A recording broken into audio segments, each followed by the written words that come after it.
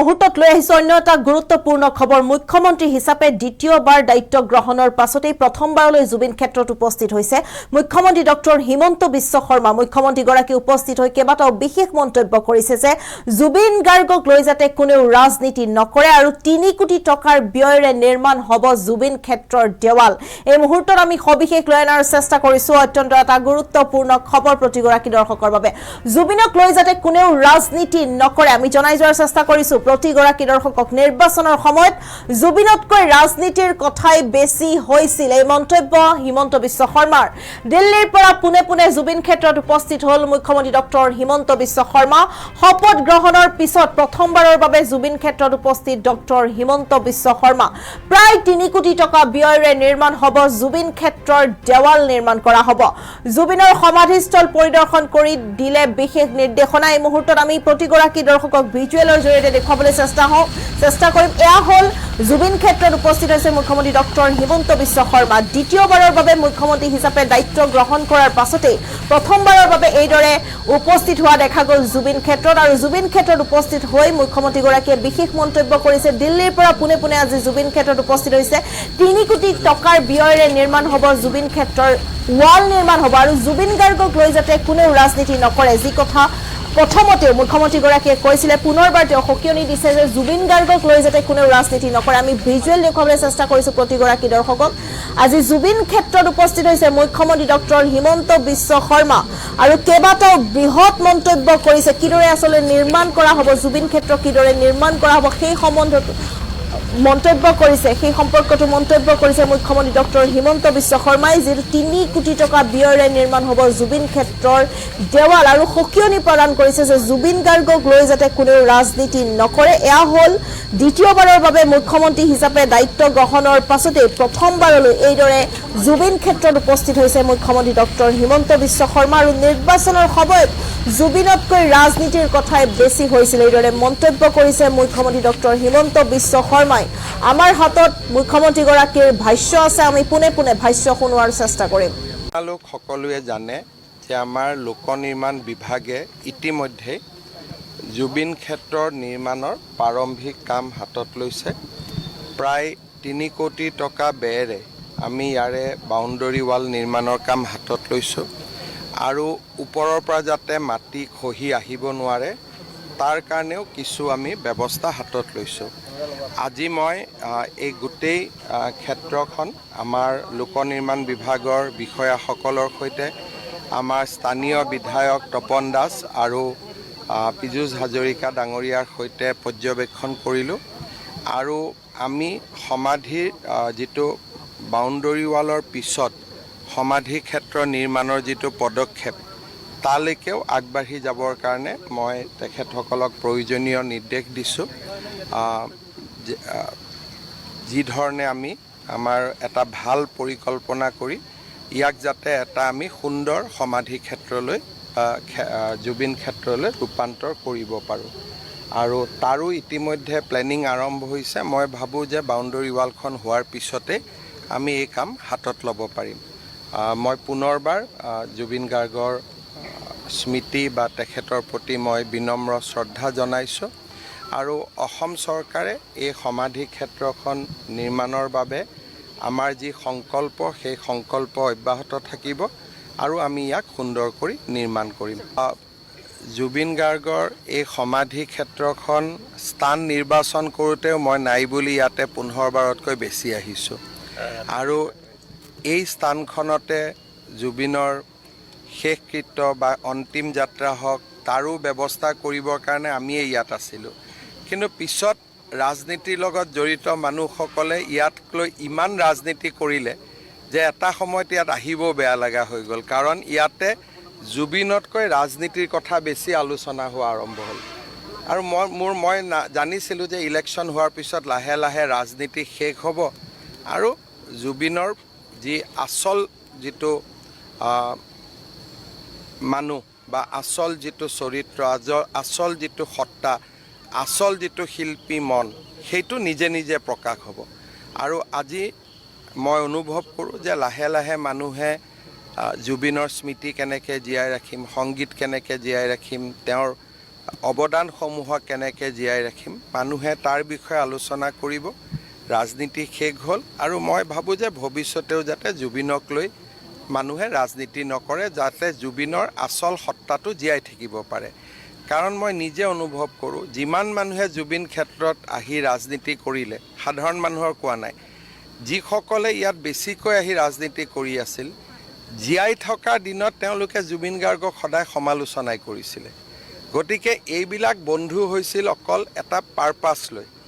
কিন্তু আমাৰ কাৰণে জুবিন অতীততো আছিল, বৰ্তমানো আছে, ভৱিষ্যতেও আমাৰ কাৰণে তেনেকৈ থাকিব, যেনেকৈ আমি জুবিনক পাইছিলোঁ। নিৰ্বাচনৰ পিছত তেওঁলোক অহা নাই। চক অহা নাহাটোত মই কোৱা নাই, কিন্তু যিটো নিৰ্বাচনৰ পুলিং বুথত জুবিন গাৰ্গৰ ফটো লগাই দিয়া, পাৰ্টি অফিচত জুবিন গাৰ্গৰ ফটো লগাই দিয়া, এইবিলাক মানুহে নিবিচাৰে। কাৰণ মানুহে শিল্পীক সদায় অৰাজনৈতিক হৈ থকাটোৱে বিচাৰে। আপুনি যদি এটা কেন্দ্ৰত ভোট দিব গৈছে, বিজেপিয়ে পদুম ফুল লৈ বহি আছে, কংগ্ৰেছে হাতৰ ছবিৰ পৰিৱৰ্তে যদি জুবিন গাৰ্গৰ ফটোখন লৈ বহি থাকে, মানুহৰ খং উঠিবনে নাই? আৰু জুবিনক লৈ ৰাজনীতি কৰাৰ কাৰণে মই ভাবোঁ যে অতি কমেও প্ৰত্যেকটো সমষ্টিত আমি 20% ভোট বেছি পাইছোঁ। কাৰণ যিমান জুবিনৰ ফেন আছিলে, সকলোৱে হয়তো নিউট্ৰেল থাকিলে কংগ্ৰেছকো দিলেহেঁতেন, বিজেপিকো দিলেহেঁতেন।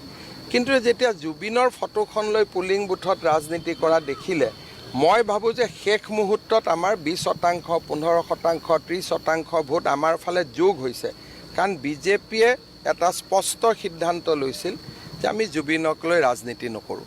আৰু মই ভাবোঁ যে সেই সিদ্ধান্তটো যে আমাৰ একেবাৰে শুদ্ধ সিদ্ধান্ত আছিল, সময়ে প্ৰমাণ কৰিছে। সভাৰ সম্প্ৰসাৰণৰ বিষয়ে মই ইতিমধ্যে কৈছোঁ যে জুনৰ প্ৰথম সপ্তাহত হ'ব আৰু লাহেকৈ হ'ব বিধানসভাৰ পিছত। অহাকালি বিধানসভা আছে, আমাৰ অধ্যক্ষ ডাঙৰীয়া নিৰ্বাচিত হ'ব আৰু এই বিধানসভাতে আমি ইউনিফৰ্ম চিভিল কোডৰ যিটো বিল, সেই বিলখন আমি আনিম বা আমি পাছ কৰোৱাম, যিটো আমাৰ বহুত দিন আগতে কমিটমেণ্ট আছিল যে মই মুখ্যমন্ত্ৰী হৈ উভতি আহিলে প্ৰথম অধিৱেশনতে UCC পাছ কৰাম। সেই দিশত আমি গতি কৰিছোঁ। এতিয়াই সময় এইবিলাক হোৱা নাই, এটা ইলেকশ্যন চেছ কৰিছোঁহে আৰু 10 বিঘা মাটি দিয়া হৈছে। তাতকৈ মই ভাবোঁ যে ইয়াৰ যিটো পাহাৰত যদি উঠে, গোটেই পৰিৱেশটো বানপানী বা গোটেই পৰিৱেশটো বেয়া হৈ যাব, আৰু পাহাৰ কাটিলে মানুহে বেয়াও পায়। গতিকে পাহাৰখনতে কিবা কৰিব পাৰি নেকি আমি চাম। তেওঁলোক সকলোৱে জানে যে আমাৰ লোক নিৰ্মাণ বিভাগে ইতিমধ্যে জুবিন ক্ষেত্ৰৰ নিৰ্মাণৰ প্ৰাৰম্ভিক কাম হাতত লৈছে। প্ৰায় 3 কোটি টকা ব্যয়েৰে আমি ইয়াৰে বাউণ্ডৰী ৱাল নিৰ্মাণৰ কাম হাতত লৈছোঁ আৰু ওপৰৰ পৰা যাতে মাটি খহি আহিব নোৱাৰে তাৰ কাৰণেও কিছু আমি ব্যৱস্থা হাতত লৈছোঁ। আজি মই এই গোটেই ক্ষেত্ৰখন আমাৰ লোক নিৰ্মাণ বিভাগৰ বিষয়াসকলৰ সৈতে আমাৰ স্থানীয় বিধায়ক তপন দাস আৰু পীযুষ হাজৰিকা ডাঙৰীয়াৰ সৈতে পৰ্যবেক্ষণ কৰিলোঁ আৰু আমি সমাধিৰ যিটো বাউণ্ডৰী ৱালৰ পিছত সমাধি ক্ষেত্ৰ নিৰ্মাণৰ যিটো পদক্ষেপ, তালৈকেও আগবাঢ়ি যাবৰ কাৰণে মই তেখেতসকলক প্ৰয়োজনীয় নিৰ্দেশ দিছোঁ। যি ধৰণে আমি আমাৰ এটা ভাল পৰিকল্পনা কৰি ইয়াক যাতে এটা আমি সুন্দৰ সমাধি ক্ষেত্ৰলৈ জুবিন ক্ষেত্ৰলৈ ৰূপান্তৰ কৰিব পাৰোঁ। আৰু তাৰো ইতিমধ্যে প্লেনিং আৰম্ভ হৈছে। মই ভাবোঁ যে বাউণ্ডৰী ৱালখন হোৱাৰ পিছতে আমি এই কাম হাতত ল'ব পাৰিম। মই পুনৰবাৰ জুবিন গাৰ্গৰ স্মৃতি বা তেখেতৰ প্ৰতি মই বিনম্ৰ শ্ৰদ্ধা জনাইছোঁ আৰু অসম চৰকাৰে এই সমাধি ক্ষেত্ৰখন নিৰ্মাণৰ বাবে আমাৰ যি সংকল্প, সেই সংকল্প অব্যাহত থাকিব আৰু আমি ইয়াক সুন্দৰ কৰি নিৰ্মাণ কৰিম। জুবিন গাৰ্গৰ এই সমাধি ক্ষেত্ৰখন স্থান নিৰ্বাচন কৰোঁতেও মই নাই বুলি ইয়াতে 15 বাৰতকৈ বেছি আহিছোঁ আৰু এই স্থানখনতে জুবিনৰ শেষকৃত্য বা অন্তিম যাত্ৰা হওক তাৰো ব্যৱস্থা কৰিবৰ কাৰণে আমিয়ে ইয়াত আছিলোঁ। কিন্তু পিছত ৰাজনীতিৰ লগত জড়িত মানুহসকলে ইয়াক লৈ ইমান ৰাজনীতি কৰিলে যে এটা সময়ত ইয়াত আহিবও বেয়া লগা হৈ গ'ল। কাৰণ ইয়াতে জুবিনতকৈ ৰাজনীতিৰ কথা বেছি আলোচনা হোৱা আৰম্ভ হ'ল আৰু মই জানিছিলোঁ যে ইলেকশ্যন হোৱাৰ পিছত লাহে লাহে ৰাজনীতি শেষ হ'ব আৰু জুবিনৰ যি আচল যিটো মানুহ বা আচল যিটো চৰিত্ৰ আচল যিটো সত্তা আচল যিটো শিল্পী মন সেইটো নিজে নিজে প্ৰকাশ হ'ব আৰু আজি মই অনুভৱ কৰোঁ যে লাহে লাহে মানুহে জুবিনৰ স্মৃতি কেনেকৈ জীয়াই ৰাখিম সংগীত কেনেকৈ জীয়াই ৰাখিম তেওঁৰ অৱদানসমূহক কেনেকৈ জীয়াই ৰাখিম মানুহে তাৰ বিষয়ে আলোচনা কৰিব ৰাজনীতি শেষ হ'ল আৰু মই ভাবোঁ যে ভৱিষ্যতেও যাতে জুবিনক লৈ মানুহে ৰাজনীতি নকৰে যাতে জুবিনৰ আচল সত্তাটো জীয়াই থাকিব পাৰে কাৰণ মই নিজে অনুভৱ কৰোঁ যিমান মানুহে জুবিন ক্ষেত্ৰত আহি ৰাজনীতি কৰিলে সাধাৰণ মানুহৰ কোৱা নাই যিসকলে ইয়াত বেছিকৈ আহি ৰাজনীতি কৰি আছিল জীয়াই থকা দিনত তেওঁলোকে জুবিন গাৰ্গক সদায় সমালোচনাই কৰিছিলে গতিকে এইবিলাক বন্ধু হৈছিল অকল এটা পাৰপাছ লৈ কিন্তু আমাৰ কাৰণে জুবিন অতীততো আছিল বৰ্তমানো আছে ভৱিষ্যতেও আমাৰ কাৰণে তেনেকৈ থাকিব যেনেকৈ আমি জুবিনক পাইছিলোঁ নিৰ্বাচনৰ পিছত তেওঁলোক অহা নাই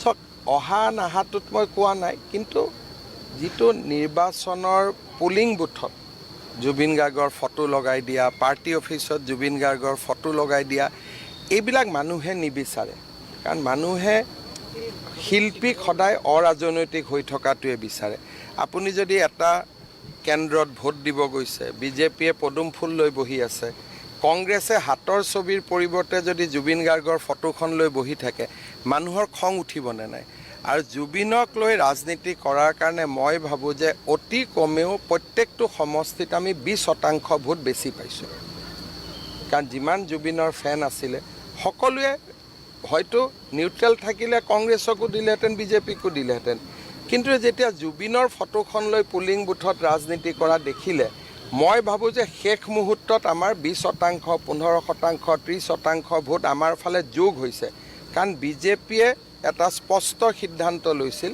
যে আমি জুবিনক লৈ ৰাজনীতি নকৰোঁ আৰু মই ভাবোঁ যে সেই সিদ্ধান্তটো যে আমাৰ একেবাৰে শুদ্ধ সিদ্ধান্ত আছিল সময়ে প্ৰমাণ কৰিছে সভা সম্প্ৰসাৰণৰ বিষয়ে মই উত্তৰ পূবৰ আগশাৰী শিক্ষা প্ৰতিষ্ঠান প্ৰতীক্ষা গ্ৰুপ অফ ইনষ্টিটিউচনছ 2026 বৰ্ষৰ বাবে আৰম্ভ হ'ল নামভৰ্তি প্ৰক্ৰিয়া B pharm D pharm BSc nursing BMRIT BMLT GNM BPT পাঠ্যক্ৰমৰ বাবে মুকলি নামভৰ্তি 17 এপ্ৰিলৰ পৰা আৰম্ভ হৈছে বিনামূলীয়া CWE কোচিং আজিয়ে যোগাযোগ কৰক এই নম্বৰত 97063216768 9181022366 আৰু 9181022377